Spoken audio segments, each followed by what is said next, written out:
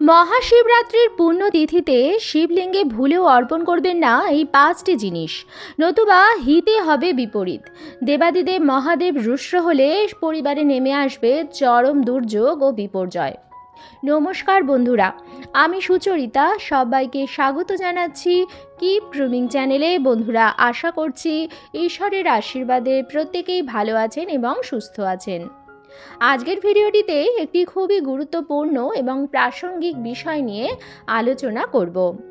আর হাতে গোনা কয়েকদিন বাকি, সামনেই আসতে চলেছে মহাশিবরাত্রি। দেবাদিদেব মহাদেবের ভক্তরা সারা বছর অপেক্ষা করে থাকেন এই বিশেষ দিনটির জন্য। এই দিন সারা দিন উপবাস রেখে প্রহরে প্রহরে শিবলিঙ্গ অভিষেক করে রাত্রি জাগরণ করে দেবাদিদেব মহাদেবের আরাধনা করলে বাবা অবশ্যই তার ভক্তদের ডাকে সাড়া দেন এবং তাদের মনস্কামনা পূর্ণ করেন।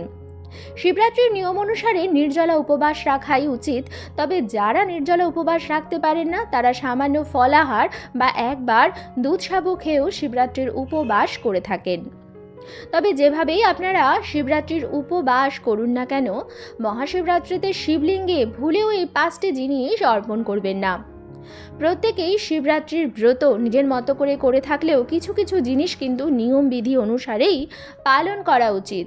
ঠিক সেরকমভাবেই শিবলিঙ্গে কি অর্পণ করা উচিত এবং কি অর্পণ করা উচিত নয়, সেটিও কিন্তু শাস্ত্রসম্মত বিধিনিষেধ আছে, যেগুলি মেনে চলা উচিত প্রত্যেকের।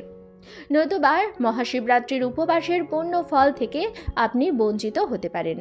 তাই আমার সকল দর্শক বন্ধুদের অনুরোধ করব যে ভিডিওটি কিন্তু সম্পূর্ণরূপে দেখবেন। দেখার পর যদি ভালো লাগে তাহলে অবশ্যই কিন্তু একটি লাইক করবেন, কমেন্টসে লিখবেন হর হর মহাদেব, এবং অবশ্যই বন্ধুরা ভিডিওটি শেয়ার করবেন আপনাদের নিকট আত্মীয় স্বজন বন্ধুবান্ধবদের সাথে।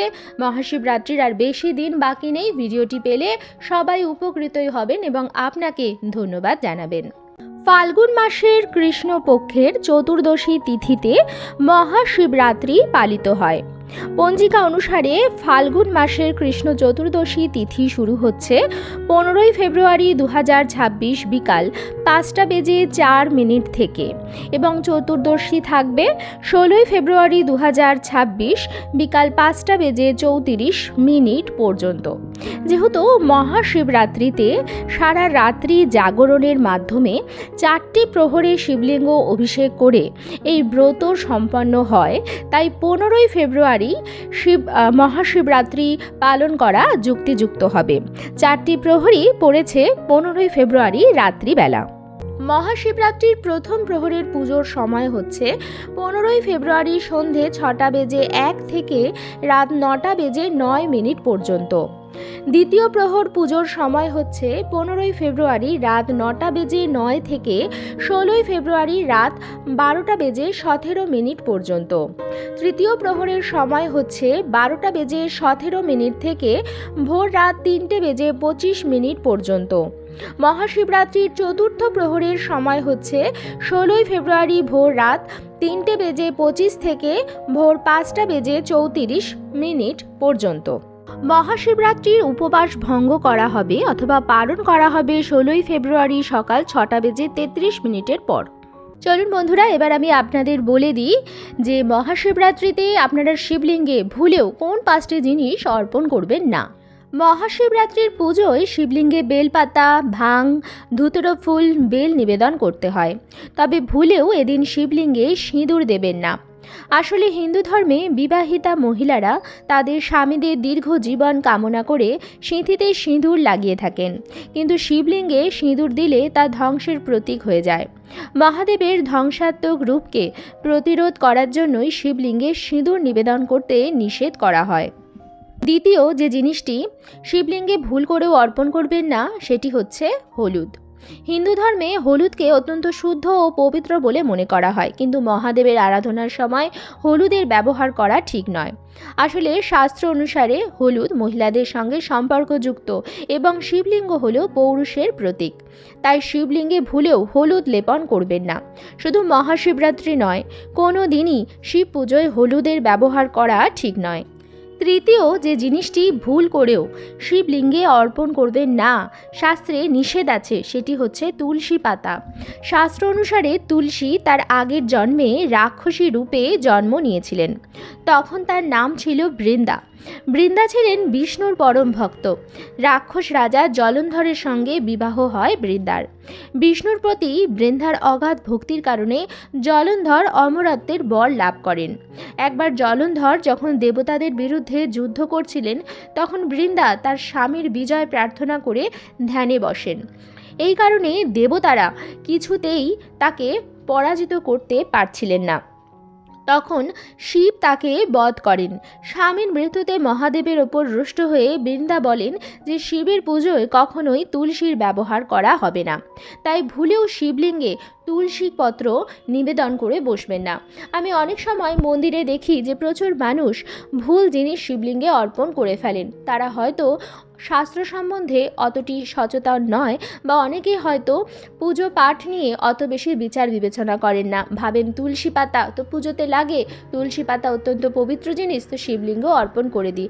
কিন্তু না বন্ধুরা, সব পুজোয় কিন্তু সব উপকরণ লাগে না, তাই এই সম্বন্ধে সবার কিন্তু পরিষ্কার ধারণা রাখা উচিত। আমরা প্রত্যেকেই জানি যে শিব পুজোর অন্যতম প্রথম কাজ হচ্ছে শিবলিঙ্গ অভিষেক করা। অনেকে জল দিয়ে, গঙ্গার জল দিয়ে অথবা পঞ্চামৃত দিয়ে শিবলিঙ্গ অভিষেক করে থাকেন। তবে শিবলিঙ্গে জল অর্পণ করার সময় বা পঞ্চামৃত অর্পণ করার সময় খেয়াল রাখবেন, কখনোই জলশঙ্খ বা পানি শঙ্খের জল শিবলিঙ্গে নিবেদন করবেন না।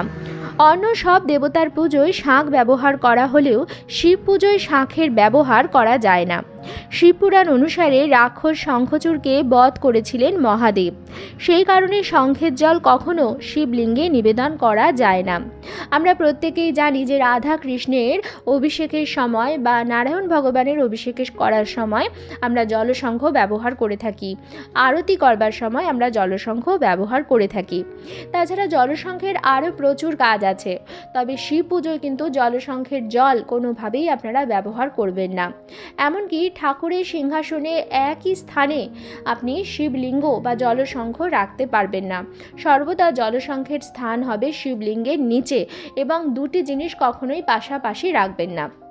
অর্থাৎ জলশঙ্খকে শিবলিঙ্গর আশেপাশে রাখবেন না, খানিকটা দূরে রাখবেন, এবং শিবলিঙ্গর স্থান হবে ওপরে, জলশঙ্খের স্থান হবে সামান্য নিচে। ঠাকুরের সিংহাসনের মধ্যেই আপনারা শিবলিঙ্গ একটু ওপরের দিকে এবং জলশঙ্খ একটু নিচের দিকে রাখবেন। এবং শিব পুজোতে ভুলেও শঙ্খধ্বনি আপনারা করবেন না। আপনারা কাঁসর ঘণ্টা বাজাতে পারেন। তাছাড়া ডমরুর আওয়াজও শিব ঠাকুরের অত্যন্ত প্রিয়, তাই পুজোর পর আপনারা ডমরু বাজাতে পারেন, কিন্তু ভুল করেও শঙ্খধ্বনি কিন্তু করবেন না। আমরা প্রত্যেকেই জানি যে শিব পুজোতে অবশ্যই লাগে বেলপাতা, এবং বেলপাতা ছাড়া শিব পুজো অসম্পূর্ণ। কিন্তু অনেকেই হয়তো জানি না যে বেলপাতা নিখুঁত হতে হবে। নিখুঁত 3টি বাতাযুক্ত বেলপাতাই শিবলিঙ্গে অর্পণ করা উচিত। কখনোই এমন বেলপাতা শিবলিঙ্গে অর্পণ করবেন না যেটি ছেঁড়া বা ফাটা অথবা একটি পাতা নেই, এরকম পাতা শিবলিঙ্গে অর্পণ করবেন না। নিখুঁত 3টি পাতাযুক্ত বেলপাতা শিবলিঙ্গে যদি আপনি 3টি বা একটিও অর্পণ করেন, তাতেও কিন্তু দেবাদিদেব মহাদেব সন্তুষ্ট হবেন। তবে কখনো কোনো ক্ষত জিনিস শিবলিঙ্গে অর্পণ করবেন না। আমরা এটাও জানি যে শিবলিঙ্গে অক্ষত আতপ চাল অর্পণ করতে হয়, তবে চাল অর্পণ করলে মনস্কামনা পূর্ণ হয়।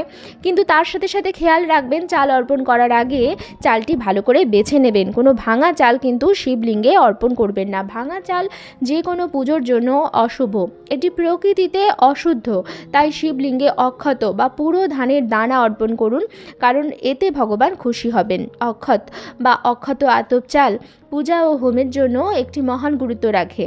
শিব পুজোর জন্য ব্যবহার করা হয়, এটি একটি শুভ উপাদান। কিন্তু কখনোই শিবলিঙ্গে ভাঙা চাল অর্পণ করবেন না, এতে আপনার ব্রত সম্পন্ন হবে না। একটি ফুল আছে যেটি শিবলিঙ্গে ভুলেও অর্পণ করবেন না। আমরা প্রত্যেকেই জানি যে দেবাদিদেব মহাদেবের প্রিয় ফুল হচ্ছে ধুতুরা ফুল, আকন্দ ফুল, নীলকণ্ঠ ফুল বা কলকে ফুল, কিন্তু শিবলিঙ্গে ভুলেও অর্পণ করবেন না কেতকী ফুল।